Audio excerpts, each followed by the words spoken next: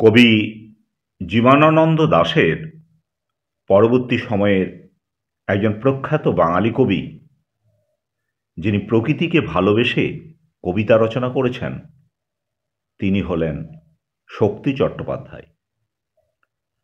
ওনারই রচিত একটি কবিতা। কবিতাটি প্রথম প্রকাশিত হয় ১৩৭২ বঙ্গাব্দের আশ্বিন মাসে। কবিতা এবার হয়েছে সন্ধ্যা।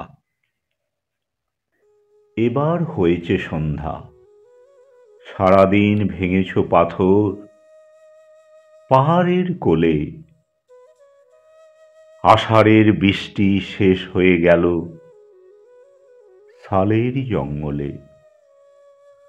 তোমারও তো শান্ত হলো মুঠি, অন্যায় হবে না, নাও ছুটি, বিদেশি চলো। যে কথা বলনি আগে, এবছর সেই কথা বলো।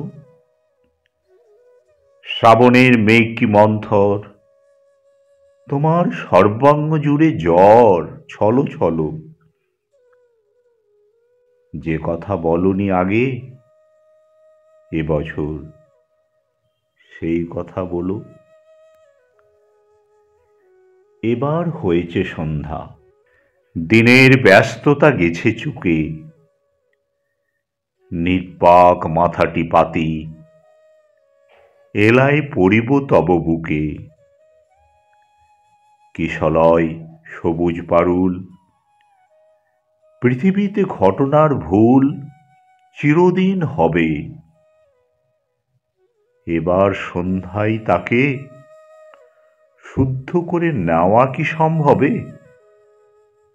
তুমি ভালোবেসেছিলে সব, বিরহে বিখ্যাত অনুভব তিল পরিমাণ। শীতের গুঞ্জন নাকি গান আমার সর্বাঙ্গ করে ভর।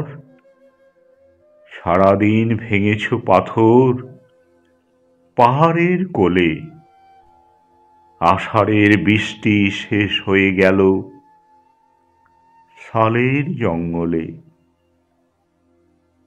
তবু নও ব্যথাই রাতুল, আমার সর্বাংশে হলো ভুল। একে একে শ্রান্তিতে পড়েছি নুয়ে, সকলে বিদ্রূপ ভরে দেখে।